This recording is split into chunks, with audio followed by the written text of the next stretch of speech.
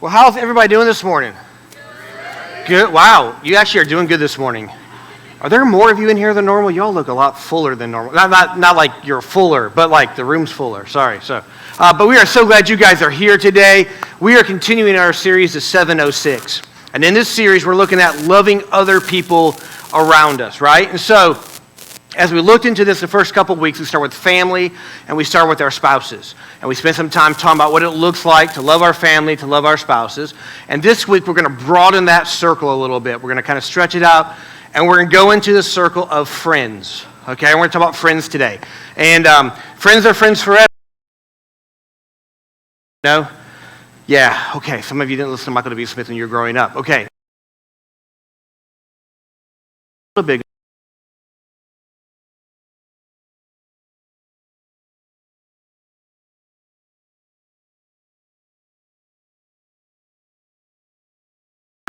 Friend is something that is often thrown around very loosely and callously. Oh, you're a friend, of friends. So we want to look at what a friend really is. And so I'm going to go the exact opposite of modern world. I'm going to go back and use the definition from Noah Webster's very first dictionary. It's the 1828 dictionary. I love the 1828 dictionary because words back then had a different meaning than they do now. It was a truer meaning because, the word was made up a long time ago, so it's an actual more accurate meaning, but it's more poetic and it's a lot better. So let's look at the definition. A friend is someone who is attached to another by affection, one who entertains for another sentiments of esteem, respect, and affection, which lead him to desire his company and to seek to promote his happiness and his prosperity. Yeah, the modern dictionary just says someone you're affectionate for. See, that's a whole lot more better than the other one. So according to that definition, a friend is not just someone that we know and that we connect to. A friend is someone who we actually want their life to be better, that we're wanting to promote them and their happiness and their joy. And as somebody, that means that you're going to do something for them, to esteem them, to raise a level up in their lives, and that means it's going to cost you something to do that, right? If you're going to lift someone else up, that means it's always going to cost you something. But here's the thing, when it is a friend, when it's someone you think that much about, you don't even recognize that cost. Because the value of that friendship is so much greater than anything you could put into it. And so we do it with joy and we jump in there and we move forward to promote these friendships and to make these people in our lives feel so good. Now, one thing about friendships is they take many different meanings and aspects in our life, right? We have work friends, we have church friends, we have school friends, we have friends that share the same hobby. I'm sounding like Forrest Gump, it's about shrimp. But the thing about friends is there's that many of them, right? There's just friend after friend after friend. And we have this concept of, well, I have a friend here and a friend there, and we define them by these areas.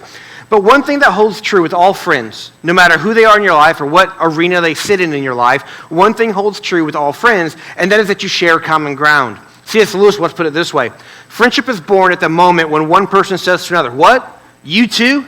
I thought I was the only one."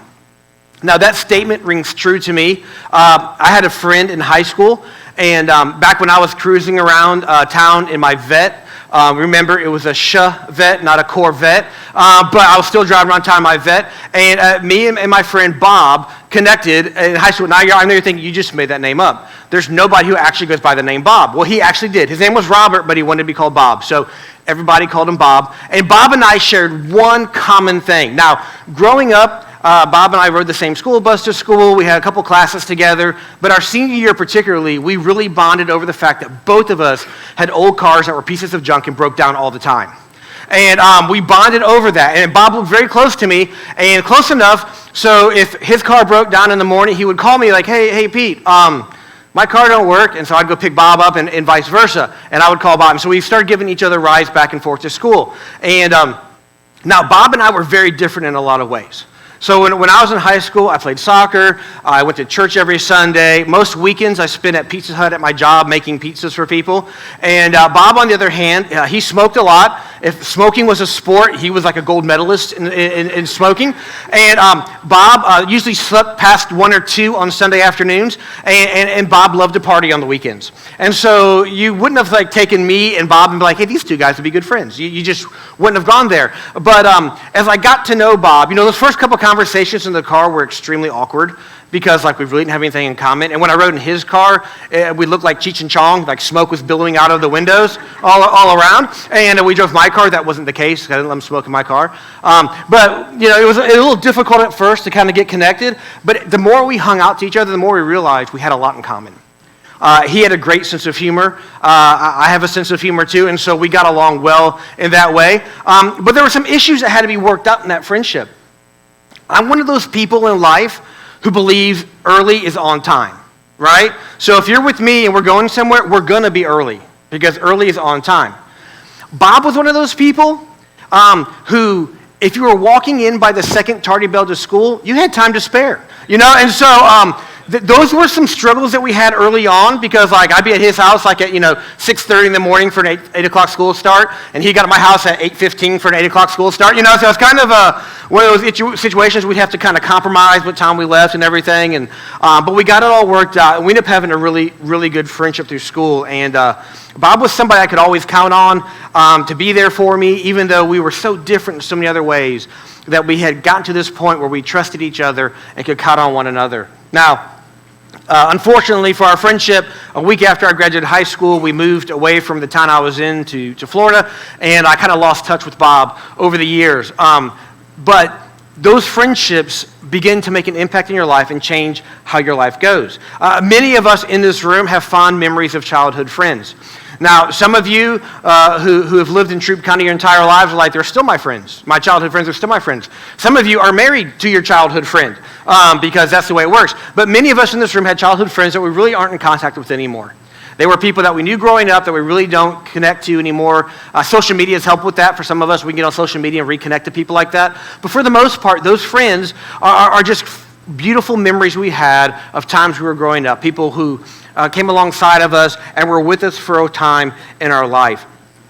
But now, these people we choose to surround ourselves with, these people who are around us, they become our confidants. They become our companions on this journey of life. And some of the most important decisions we make in our life are surrounded by who are our group of friends and who am I going to let into my life. The value of a good Christian friendship, we cannot understate. It's so important that we have good Christian friendships. Because an isolated Christian is a vulnerable Christian. You see, there's a priceless value in having another person that you can call a friend. It sums up a million experiences in our life. Someone who will walk with you through grief and help move you towards joy. Somebody who's there in the hard times of your life. And somebody who's there in the good times to celebrate with you. When we aren't connected in meaningful ways with other people, when we don't have that, it's easy for us to fall into these traps of sin, despair, self-obsession, where all we can think about is us and what we need and what we want. And we need people to step into our life and to help us make better choices and to help us move forward. It's hard for us as Christians to feel the biblical commandments of serving, loving, and encouraging other people if there's no one else in your life. Love requires 2 people. Serving requires 2 people. Encouragement requires 2 people. If you don't have anyone in your life, you're not doing those things. And that's what God has called us to do. So it's important we have those type of people in our life. Having friends is important because we were created for community. And friendship is one of the most profound pictures of that being fulfilled. It's a depth of community like no other that we have in friendships. Having friends that will tell you the truth, even when it's not popular or easy to hear, will change your life for the better every time. So let's see what the Bible has to talk about this idea of friends, and then we're going to look at some ways we can apply some of those truths in our lives when it comes to friends. So today we're going to look at one of the strongest friendships mentioned in the Bible, probably one of the strongest friendships in the history of the world. It's this friendship of this well-known giant slaver, a guy by the name of David, and his relationship with Jonathan, son of a not-so-great father, yet still God-appointed king of Israel, Saul. And so we see this dynamic begin to play out. The first time we hear about Jonathan in the Bible, he's already mentioned as a leader. If you look at 1 Samuel 13, 2 and 3, it says, "So Saul chose 3,000 men from Israel, 2,000 were with him at Michmash and in the hill country of Bethel, and 1,000 were with Jonathan at Gibeah and Benjamin. The rest of the men he sent back to their homes. Jonathan attacked the Philistine outpost at Gibeah, and the Philistines heard about it." So Jonathan is this military leader now. He's taken over in the place of his father. He's stepping up. He's starting to be an influence in his father's kingdom. Jonathan was next to the line for the throne. He was the oldest son. He was the crown prince, and he had many of those attributes of a king. And so we see this happening in his life already. His courage, his loyalty, his wisdom, and honor shows potential to be one of Israel's greatest kings. He had more of that than his dad ever did. He was the oldest of 4 sons and 2 daughters that Saul had. And Saul has some outward qualities that were good for a king. If you remember when they picked Saul to be king, it was because he was taller and handsomer than everybody else in the room. They were like, he should be our king. And so they liked some of those qualities about him, but tallness and handsomeness is not always a great prerequisite for being a good leader. Because I'm kind of short, but I got the handsome piece down, right? Oh, yeah. Yeah, I count on my young people over here to help me out. Yeah. Nope. Okay, thanks, guys. So Saul was in this position, and Saul often overstepped his bounds and went against what God showed him to do. But in spite of that, God was still using Saul in his life and everything else to make things happen for God. So then we have young David over here of slingshot fame, right? We remember David well because there was this guy named Goliath who was like 9 feet tall and like really mean, and he was a champion of the Philistines, and he had Saul's army at bay. And for 40 days, he would walk down to the valley, because back in the day, people didn't really want to die, and so they were like, hey, let's take your best fighter and our best fighter, let them go at it, and whoever wins, the other side just says, hey, we give in, okay? And so the Philistines were like, hey, we got first-round draft pick, we pick Goliath. And so here's this giant, and he's down there, and he's just cussing everybody out, cussing God out, everything in the field, and everybody's scared to death of him. And then David shows up one day. Punk little kid, right? I mean, that's what he is, right? Little kid, his brother's like, man, shut up. And he's like, I'm going to go fight him. And so he goes and fight him. He kills Goliath, takes Goliath's sword, chops his head off, and goes to see Saul carrying Goliath's head. Like, hey, I did something for you, okay? And so they're having this conversation, and right after the conversation, this is what happened in Samuel 18. It says, after David had finished talking with Saul, Jonathan became one in spirit with David, and he loved him as himself. From that day, Saul kept David with him and did not let him return home to his family. So we see here the beginnings of a friendship. Jonathan had immediate admiration for David. Jonathan was considerably older than David, by the way, but he took his admiration to him right off the bat. It's actually not a friendship that we would have guessed if we were looking back at history, knowing the future and everything else. This is not a friendship we put in place. David was a shepherd. Jonathan was the crown prince of Israel. Jonathan had his own armor, custom made for him. David had a harp and a slingshot. Jonathan grew up in a palace and was trained in the art of war. David grew up in the little town of Bethlehem and was trained to tend sheep. Jonathan was the oldest son and in line to inherit the throne. David was the 8th son of his family, the baby, and he was nowhere around, but he was anointed to take the place as the next king. Jonathan was the tribe of Benjamin. David was the tribe of Judah. And despite all these differences, just like Bob and I played soccer and went to church, he smoked and didn't. We had all these differences. Besides that, a friendship happened. There was a connection that took place. So what united them? What brought these two guys together? Now, it'd be easy for us to say, well, they had major military victories. They were both great warriors, and I'm sure that was kind of an immediate kind of like, hey, that's something in common. But once they got to know each other, there was something deeper at stake here. And I believe what drove them in their friendship was, 1, their love for God, and 2, their love for their country, and to see God do the best he could for their country. And I believe that's what really united them in spirit, was that they had a common goal in life. They were like, hey, we both want this, and so whatever it takes to make this happen, we're all for it. And Scripture tells us that this friendship between Jonathan and David was connected at the soul level. I mean, they could have essentially, for all intents and purposes, been married. They were that good of friends. They were super close. And here's what the Bible tells us. And Jonathan made a covenant with David because he loved him as himself. Jonathan took off the robe he was wearing and gave it to David along with his tunic and even his sword, his bow, and his belt. There is a lot of significance in what just took place here. I don't know when Jonathan found out that David was going to be the next king of Israel according to God. And I don't know how much you guys know about ancient customs back in that time. But for Jonathan to take off his robe, his tunic, his belongings and give them to David was basically saying, you are taking my place. This was a big deal. This is him saying, here you are connected to the family. You are my brother. Those items given to him had very big significance right now.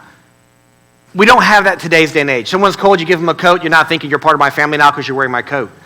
But the things that he gave them had significant personal value that mean that David was now an adopted son of Saul. In the people's eyes, this is what they would see when that transaction took place. But here's the thing, even though Jonathan found out at some point in time David was to be the next king, it never phased their relationship. Jonathan risked his life for David with his dad. His dad tried to kill his own son because he was helping David out. But their friendship was that strong. And see, Jonathan understood friendship, and he made a promise, and he knew that, hey, no matter what the world says what we should do, I'm going to follow after what God says I should do. And God says David's the next king. I'm going to support him in that 100%, and I'm going to be there by his side. Now that is friendship. To give everything you have to someone else, knowing that it should have been yours, but because God said it should be theirs, you're giving it to them anyway. And you're supporting them in that. Not just like giving it to them, you're walking alongside saying, how can I help you do this? How can I support you in this endeavor? Unfortunately, Jonathan was killed in battle before David could ever become king. He never got to see his friend become the king of Israel. But that didn't change their friendship at all. As a matter of fact, one of the very first things that David did when he found out Jonathan was killed was to find out who in Jonathan's household was left alive. And he had a son named Mephibosheth that he came and he took and brought into his home. And he lived in the palace with the king the rest of his life. Because of the friendship that he had with his father, he took care of Jonathan's family for as long as he lived. You see, a true friendship endures the test of time. Now, I don't know if any of you have ever had a friend like Jonathan and David were to each other, who were that close and who did so much for each other. But all the friends that we make in our life give us an opportunity to grow. They give us an opportunity to become better people. And they hopefully will teach us more about who Jesus is and what Jesus did for us and understanding this dynamic that's put in place there. In the life of the Apostle Paul, we find three different types of friendships that Paul had. And I think there are three different types of friendships that we should have in our lives as well. Things that we can model. So the first one is this.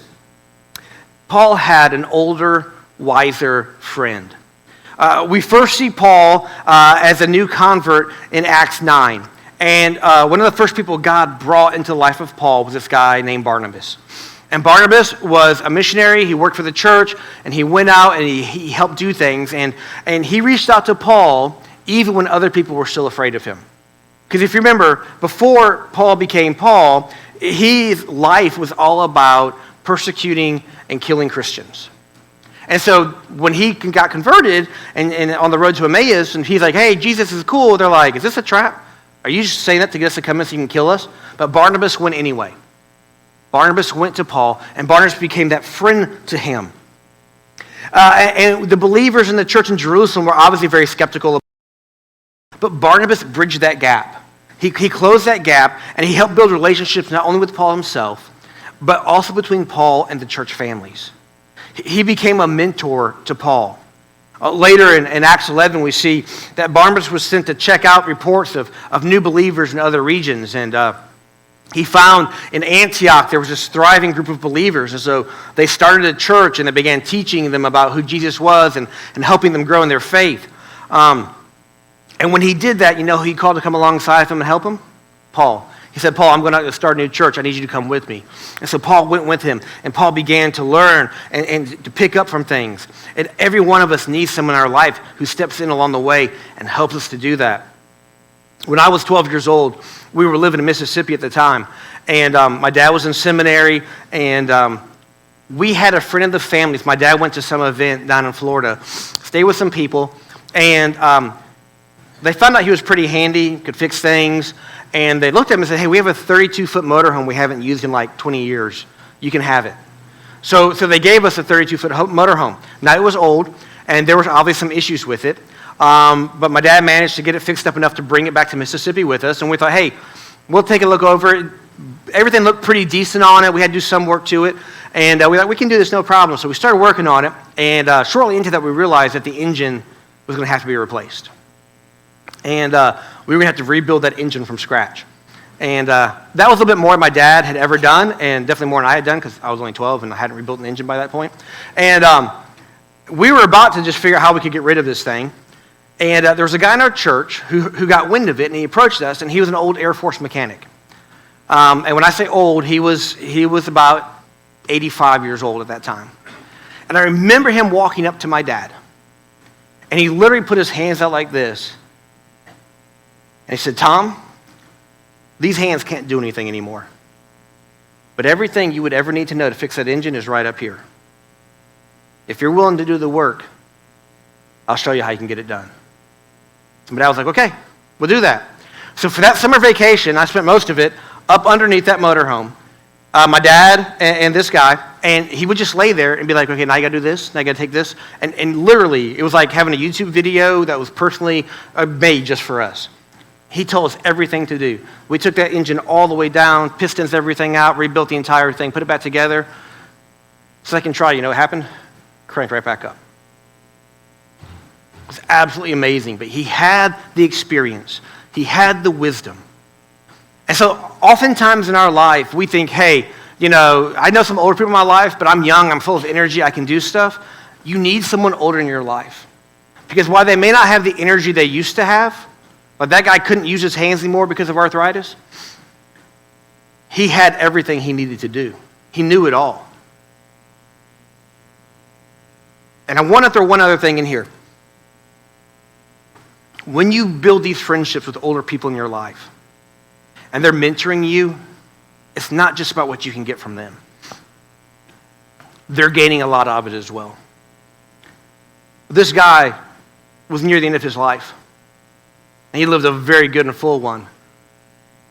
And he wished he could do stuff to help people. And so him laying under that motorhome, talking to us and teaching us, gave him value and importance as well. Because he got to do something. And he got to teach other people how to do something. And that made him happy. We didn't have to pay thousands of dollars to get this engine rebuilt. That made us happy. And we learned a lot of stuff along the way. You see, those relationships are mutually beneficial for the mentor and the person being mentored. And that's who Barnabas was. He wisely invested his years of experience into this young man while he benefited from the energy and enthusiasm of the young, zealous new believer. Right? It's a two-way street. And we over and over see Paul and Barnabas working together to benefit and move forward the word of God. The second relationship was he had friends that were his peers. And this is the easy one for us, because all of us are like, yeah, I got lots of friends who are my same age, right? And not just always our same age, but same walks of life, similar situations, these type of friends. In Acts 15, we see Paul and Barnabas back in Antioch, reporting to the church family about their missionary service while they had been gone. And during that time, they were sent to Jerusalem to address some concerns because some people had come there and were trying to impose stuff religiously on the new church about how Gentiles should act as Israelites act.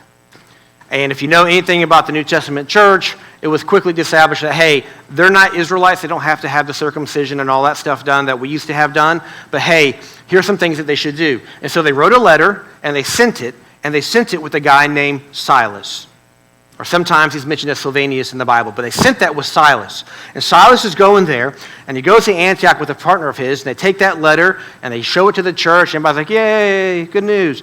And the other guy goes home, but Silas is like, hey, I'm going to stay here at this church, and I'm going to help them.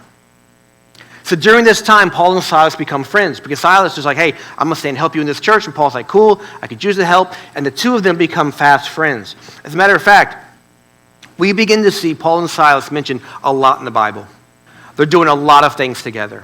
They're thrown in jail together. They're taken out of jail together. All types of things happen because they're spreading the good news of Jesus Christ. You see, it's healthy to have people who are our own age that we can trust and respect, who understand us and can help us move through life and to keep our attitudes in check. Paul and Silas went through life together, and they helped each other get through many difficult times together. Healthy peer relationships are valuable to everyone because God made us relational. We need to spend time with people who we can be friend to us when life is going fine, so that when life is going less than fine, they're in place and they're there to come alongside us. We also have people in our life who will call and share our heart and not just judge us nor condone things that are wrong. Someone once said, a true friend never gets in your way unless you happen to go down the wrong path. They're there to support you and encourage you, but also there to stop you from doing something stupid. You see, we need people who will listen to us and try to encourage us in the right direction. And then the third relationship that we see in Paul's life, and you probably have guessed it by now, but someone younger that he could invest in. We need to be engaged in the life of someone younger than ourselves. Barnabas did this with Paul, and we see Paul do this with Timothy. He's pouring into him and teaching him. So this young man, Timothy, had already earned a lot of respect from people in the church. He was dynamic, and Paul saw them and was like, hey, I need you to be trained properly so you can use it well. And so he's teaching him and training him. And God did not create us to isolate ourselves and to live just for ourselves. He intended us to be relational and to build relationships with others, meaningful ones. And we've talked about this before in so many things in life. If you're continuing being poured into, and you're not letting stuff go out, you'll get to a point where you're full and you're useless.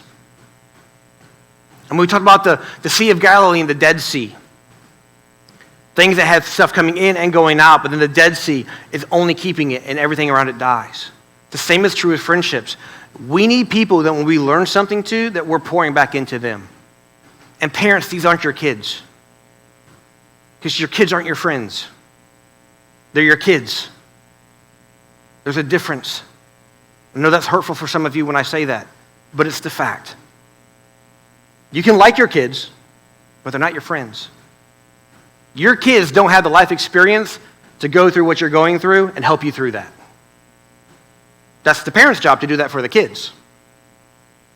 But you need someone younger into your life that you're pouring into. Maybe it's a work relationship. Maybe you're a coach into these kids and you pour into them.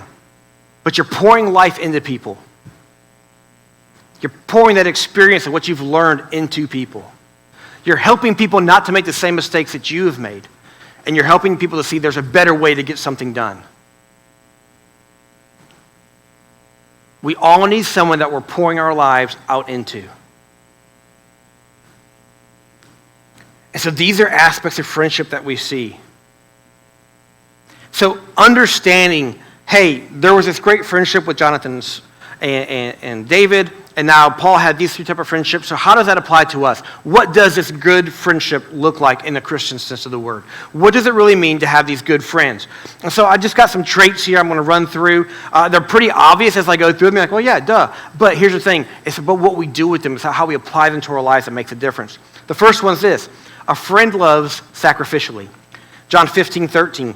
Greater love has no one than this, that someone laid down his life for one's friends. And Jesus is the finest example of a true Christian friend. His love for us is sacrificial. It was never selfish.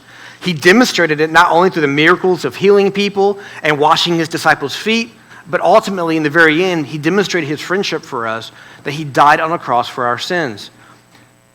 And that is what being a true friend is all about. Philippians 2:3 says, do nothing out of selfish ambition or vain conceit.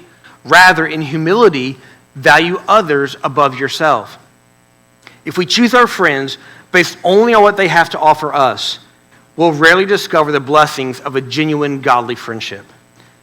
By valuing your friend's needs above your own, you'll be on your way to loving like Jesus loved people. And in that process, you'll gain a true friend.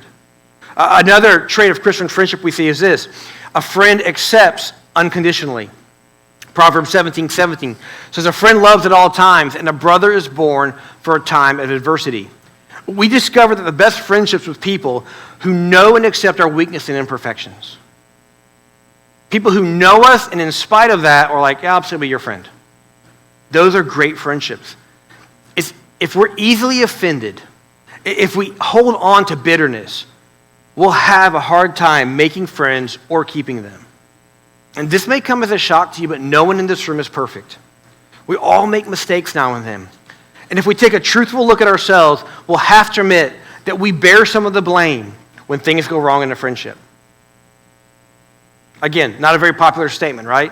You had a friend, they did something to you, they made you mad. Whose fault is it? It's all their fault. But if we're being honest with ourselves, there were two people in that friendship. Some of that lies on me.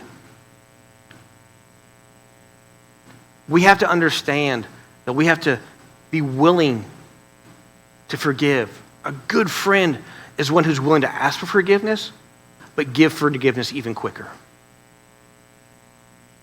If they mean something to you, if they are a friend of yours, then you should have no problem saying, hey, don't worry about it, man.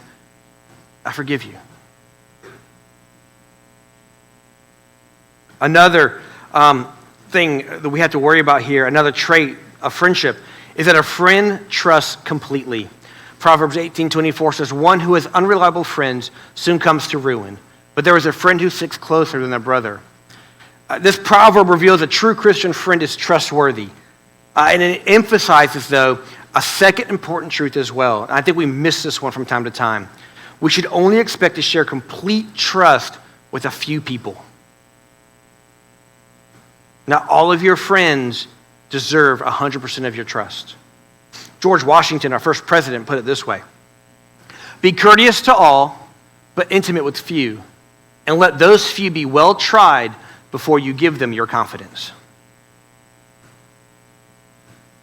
It's fine to have friends, but you need to make sure when there's something really big in your life, who you're telling is going to keep that in confidence, that you can trust them.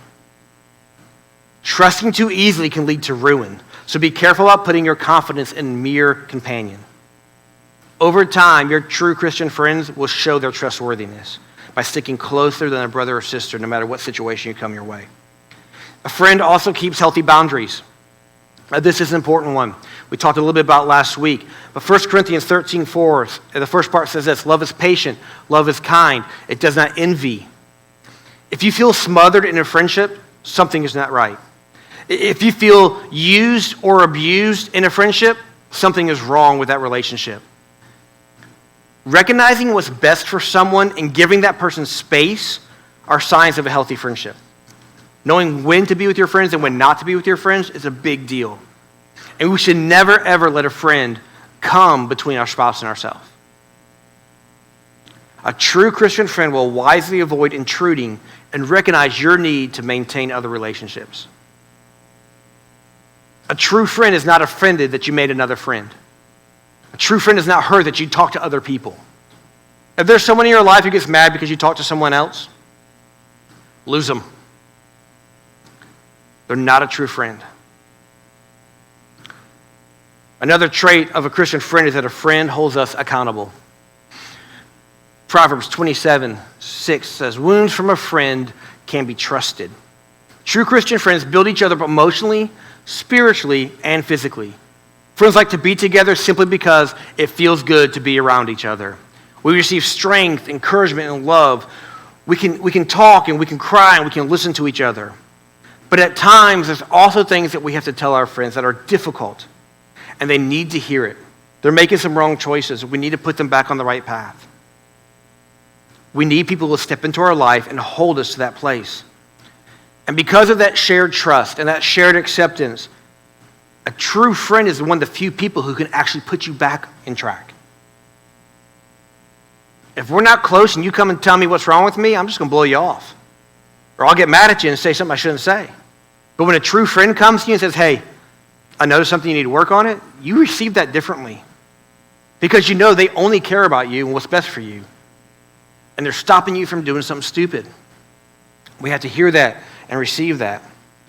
Tim Keller once said, spiritual friendship is eagerly helping one another know, serve, love, and resemble God in deeper and deeper ways. So as we review these traits of godly friendships, we probably recognize areas in that area that we need to work, that we need to say, hey, I can improve in this area when it comes to making better friends. But listen, don't be too hard on yourself. True Christian friendship is a rare treasure. It takes time to nurture, but in the process, it helps us become more Christ-like. The Bible also shares insight into the power that friends have in our lives, which is so important when we make good friends. Proverbs 13:20 says this, walk with the wise and become wise, for a companion of fools suffers harms.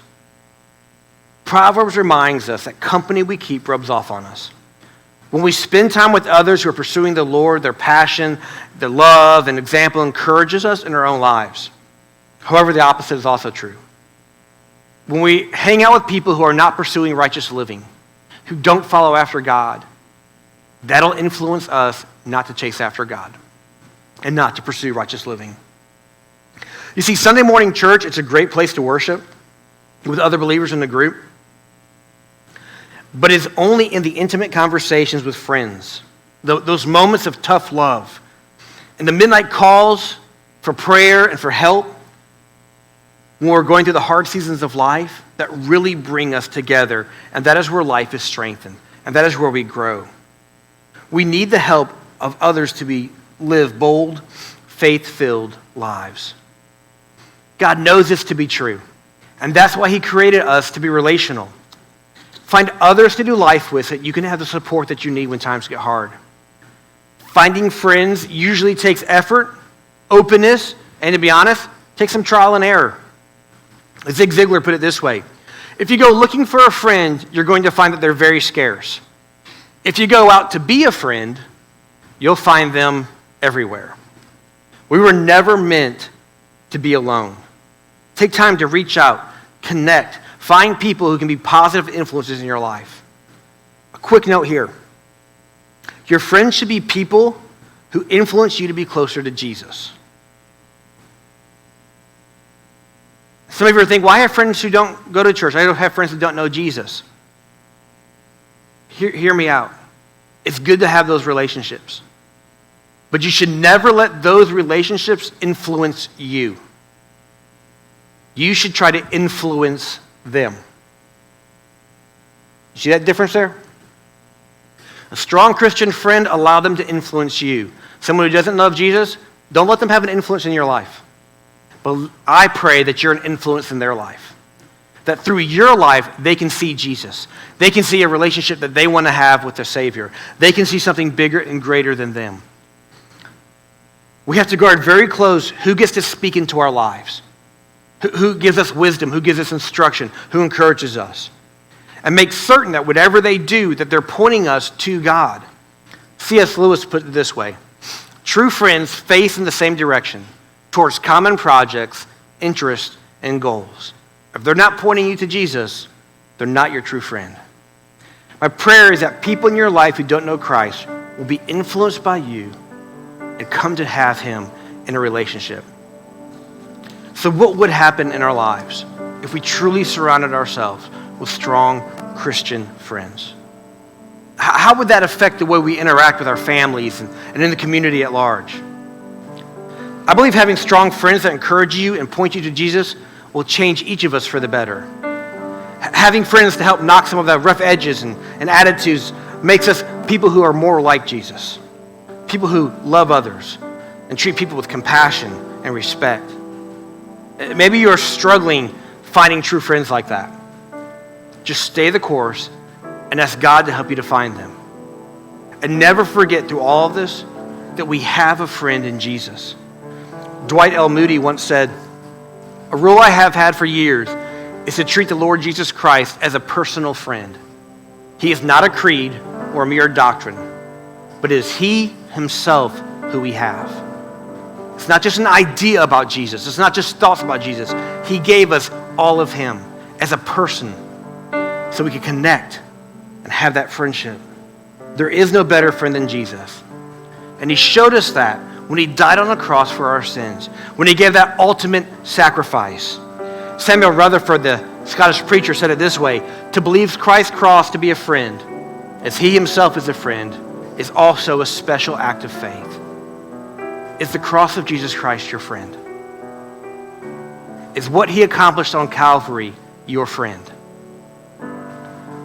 Do you joyfully and willingly surrender your life to Christ and say, you know what, I know you have what's best for me, and so I'm going to trust you and you alone? If you don't have that, maybe your knowledge of Jesus is a head knowledge. I know who he is, I know what he did. But if you've not made that personal relationship, that point of connecting, then that's where we really have to go. I can know about someone. I can read books about people. But I've never really met them. I don't know them. It's only when we submit and surrender and say, I want to get to know you. I want to spend time with you, that we have that friendship. And the same is true with Jesus.